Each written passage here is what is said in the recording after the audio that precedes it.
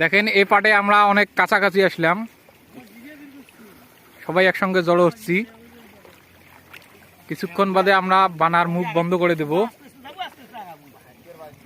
খুব সতর্কতার সহিত আমরা পা এগোচ্ছি যাতে মাছ ওই বানার মধ্যে ঢোকে। আপনারা আমাদের সাথে থাকুন।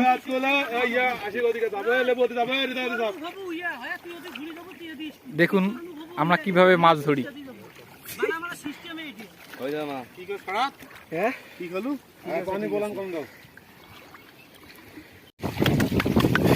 হ্যালো গাইস, দেখতেছেন আমরা এখন বানা বন্ধ করে দিয়েছি। আমাদের মাছ ধরার পালা এখন। তো পাশে